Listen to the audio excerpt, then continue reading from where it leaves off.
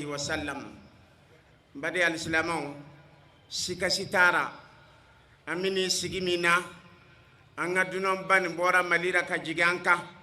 mogami ye sigine organiser ambo foko ya nga lajinati da'wa lil fanniya mogami ya superviser ka kunya nunu korosi we jamiyat ahli sunna al muhammadiyya ala ko belagini sara sareli la minka bun kusube anga dunon bame jiganka comme ambal make ya fo cugo mena amadu ko mo sira abe balon sigi do temena ni yoro kelina aw belageni ya lo alhamdulillah rabbil alamin jihad kelalo konona na malira ani koka antinanda dora ambi duoke abi feo fenke ala mamne na annai ala ka kanudo anniuna amiyon kumbe sunina mbade alislamao nanga dunon baniye dunon bami namba faye e jigira herera ibina sigancha ma herera alami tangana alami nyuman sigira ambal mache ala kira kuma kan dofo ni islaman tarabwa bal maslamai ala yare jati kama aya sarafo kadwo kai amimi fo sheikh abdallah tibtum aw saniyana ala mawsaniyana wa taba mamshakum aw kasra jiyara ala maw kasra jiyara وتبوأتم من الجنة منزلا أو كبار بلبلني سركرا أرجنا يا على مودنا بلغني غرسكرا مانكما بنا تمفيمينكا التمسك بالدين كالصبيات كدينا منه نيو باركة مامنا أبين نومي من أدم دينا أبين نومي بلا أنغا سوسيتي را كما باليلكا من نتي سكا كما منا كما تشغودي ندلكا فوي نيورنا nan ko ambe kuma ya o ya soro ko itate ambi bamanaka banabato lama min lo ambo fonyo ya amba fami ambita nambo foya an kuna bisuru o ko bamanaka bangira lagina kana kamele yake malira asigini fulani kana bana burkina atara sa Côte d'Ivoire badi al-islamao anti seka kuma ya ambe kuma chogojuma okoni bakoroni ye qur'anan jigi shiye keme ati kwara akake suruku kalimami hali yanige ati so mena mufo amena mufo mawdu mi forambo faye jija ka ala ka dinamne abin nojuma le blayele ra ka nojuma bla société ra amena kuma to anga karamo kebula ka kuma ka amba fe ka lameni ka fe ka teme anga kuma ka nan jija ra ka dinamne anga kuna die bara société bisania an yere bisania o koro na yidina fili kofe ambe chien société bi chien ambe ban yere nyini mo site lafia faw be kasi baw be kasi dew be kule suku fi ala man kuna diara du kona ala man nyuma mbora meni dina nyena ni belage ni medla ni ala wa taala sonama antina kuma chamanke amba fanga dunon kay ilaykum al microphone wa barakallahu alhamdulillah malik ad-dayyan الرحيم الرحمن خالق الإنس والجان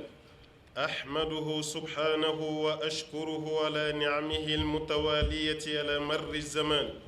وأشهد أن لا إله إلا الله وحده لا شريك له خص عباده المؤمنين المتقين بالنعيم الجنان وتوعد المعرضين عن طريق الهدى ضنك النيران واشهد ان نبينا وحبيبنا وسيدنا محمدا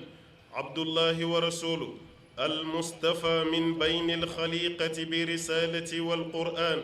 والمجتبى بتفضيل على الثقلين الإنس والجان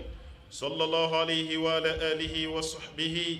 ومن تبعه على طريق الهدى بإحسان وسلم تسليما كثيرا أما بعد إخوة الهدوء أحبابنا في الله السادة والسيدات السلام عليكم ورحمة الله وبركاته السلام ورحمة الله وبركاته أمبي الله تعالى فو أمبا ولي مندو أمبا بركة عليك رم مساي جروسر مسد عليك رم مساي هنا مسد جينا مسد فنه هنا مسد كيما كن فنكا الله تعالى دي آدم مدين داباي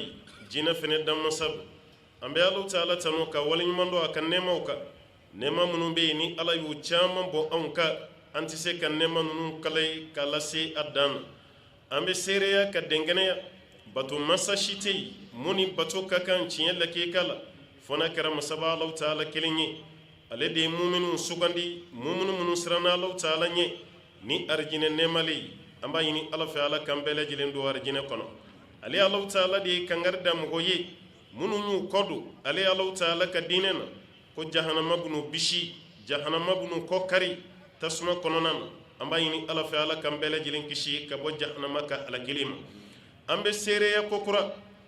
Alahu Taala ye cidenw nafisamanti ci an ma Alahu Taala ye ciden min kanu ka tɛmɛ danfɛn bɛɛ lajɛlen kan ni Ala sɔnna ka kɛ nabi ɲumanw dafala ye ni Ala sɔnna ka kɛ jinɛw ni adamadenw bɛɛ lajɛlen ka ɲɛmaa ye n'o de ye kiraba Muhamadu ye sallallahu alaihi wasallam Ala y'a choisi ka cidenya di a ma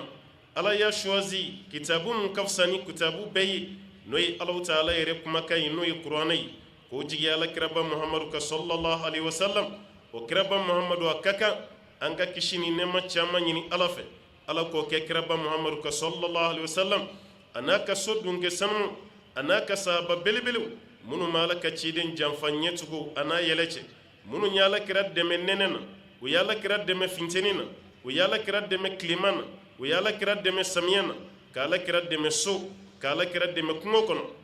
n'o ye sahaba baw ye kisi ni nɛɛma caman k'o ɲini Ala fɛ Ala k'o kɛ ni sahaba belebelew ka ani maa o maa bɛ Ala k'i sen da ni maa kofɔlen ninnu sen da nɔ kan fo ka taa se wuli don ma wuli don an b'a ɲini Ala fɛ Ala k'an bɛɛ lajɛlen kunnadiya o don ni maa min kunnadiyara kiyama kɛnɛ kan kunnangoya tɛ yen an b'a ɲini Ala fɛ Ala k'an fara kunnadiya jamaw kan an b'o ɲini masaba Alahu Taala fɛ laban cogo ɲuman Alahu Taala k'o nɔgɔya an bɛɛ ye arijinɛ kɔnɔna Ala k'o k'an bɛɛ lajɛlen sigiyɔrɔ ye wa ma dhalika ala Allahi bi aziz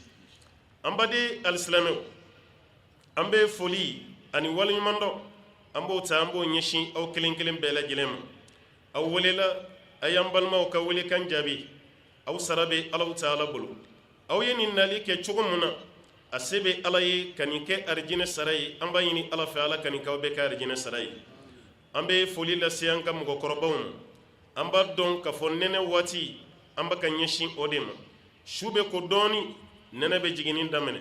nka cɛkɔrɔbaw y'o dɔn musokɔrɔbaw y'o dɔn o bɛɛ lajɛlen nata ka sokɔnɔna ye ka to yen ka n'i sigi fiɲɛ sumalen na hali ni nɛnɛ bɛ jigin i nakun ka kɔrɔ n'i yɛrɛ ye Alahu Taala ka kuma lamɛnli o ka di i ye o nafa ka bon ka tɛmɛ nɛnɛ kan Ala ka ciden sallallahu alaihi wasallam a ka kumakan lamɛnni ka tɔbɔtɔ ka tugu a nɔfɛ nafa min n'i bɛn'o sɔrɔ o la o ka bon i bolo ka tɛmɛ nɛnɛ bɛ tɔɔrɔ min ta ka da i kan an b'a ɲini Ala fɛ an bɛna sigi min kɛ sisan yan'an ka wuli n'an ye tɔɔrɔ fɛn fɛn sɔrɔ Ala k'o bɛɛ yɛlɛma k'o kɛ arijinɛ sara ye k'o di an ma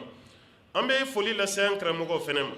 karamɔgɔ minnu sɔnna k'u yɛrɛ majigin karamɔgɔ minnu sɔnna ka n'i sigi an kɛrɛfɛ anw tɛna kuma si fɔ su nin na ko karamɔgɔ minnu bɛ an kɛrɛfɛ k'u bɛ dɛsɛ k'a fɔ anw tɛ se ka foyi fɔ Ala ka kitabu kɔnɔ ka fɛn fɔ Ala kira ka sunna la sallallahu alaihi wasallam ko ni karamɔgɔ minnu sigilen bɛ ne kɛrɛfɛ karamɔgɔ minnu sigilen bɛ n kɔfɛ n sigilen don ka ɲɛsin karamɔgɔ minnu ma ko ninnu bɛ dɛsɛ ka nin fɔ bal ni mikoro dira olu yɛrɛ ma walima n'a tora u bolo o bɛna fɔ fɔcogo la mun yɛrɛ bɛ tiɲɛ ɲɛ ka tɛmɛ ne yɛrɛ ta kan mɛ yɛrɛmajigi kama i bɛ yɛrɛmajigi kuma fɔ yɛrɛmajigi kama i bɛ yɛrɛmajigi baara kɛ n'o tɛ kuma ye kelen ye fila tɛ mun bɛ kuranɛ kɔnɔ Burukina yan o kelen de bɛ kuranɛ kɔnɔ Mali fɛnɛ na an bɛ wajulu min kɛ Mali la o kelen de fɛnɛ bɛ kɛ Burukina yan kuma ye kelen pe ye fila tɛ karamɔgɔw ka yɛrɛmajigi kan de don an b'o foli lase u ma ka tila k'o dugawu kɛ u ye